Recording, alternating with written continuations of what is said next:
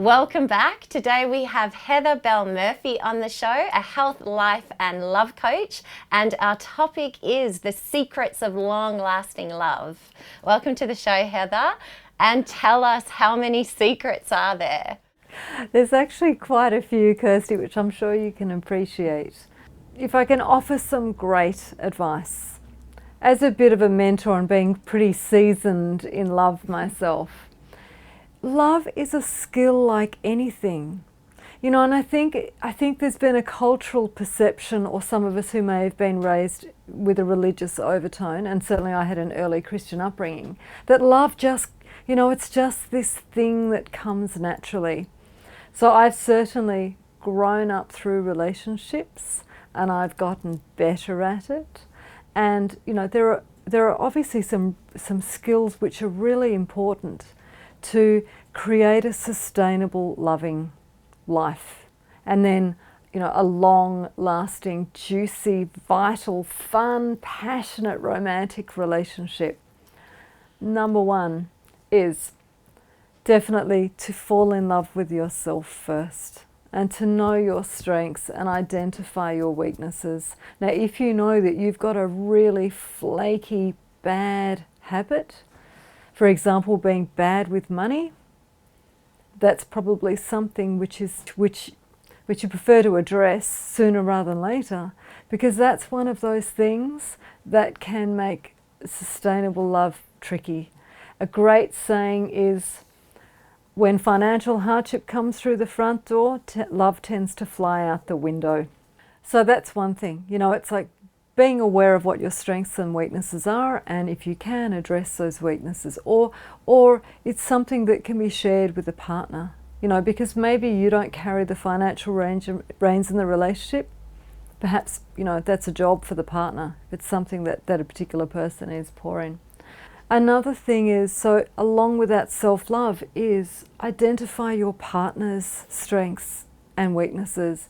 This is a really common, actually it's almost like we're entering the time with all the online dating, you know, and the Tinder love. It's almost like entering the menu log love stage, where relationships are starting and finishing, you know, within a few hours.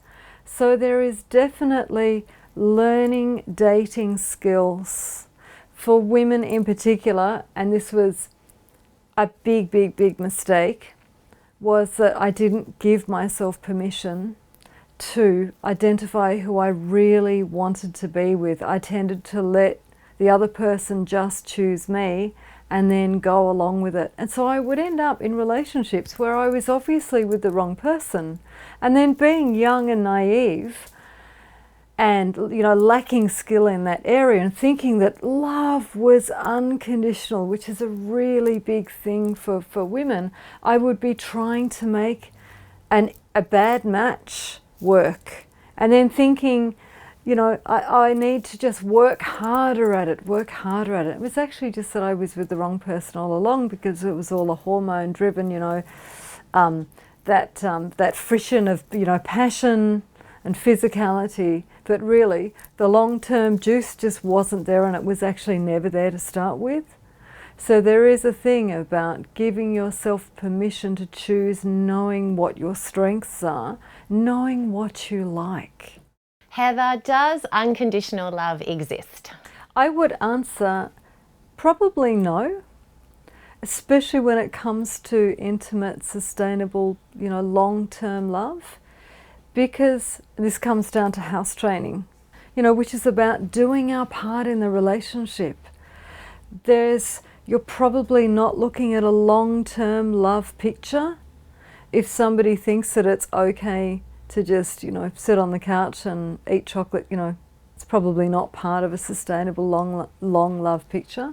So definitely the role where, you know, and it's part of a healthy love life plan for, you know, whatever an end result looks like in a relationship. So people are going to play their parts.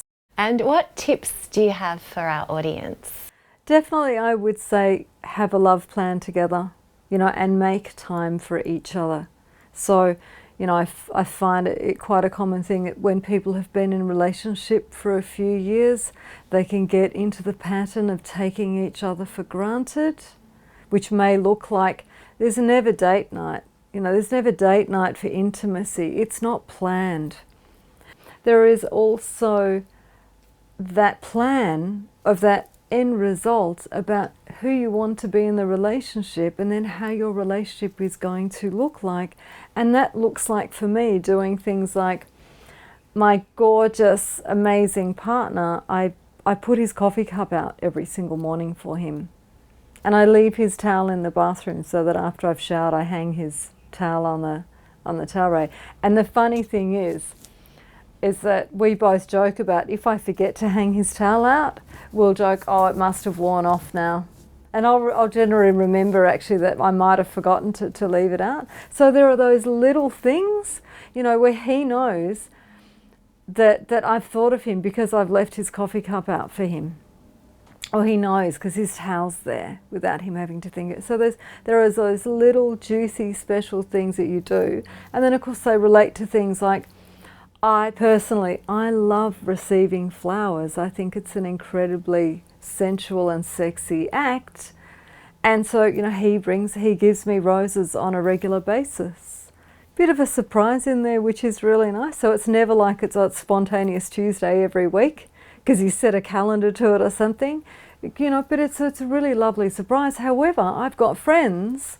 Now that was part of my juicy fantasy little movie that I played out in here before we met that now projects out here. I've got friends who don't like holding hands, don't like getting flowers. You know, they think, what's the point of receiving something that's going to be dead in a week?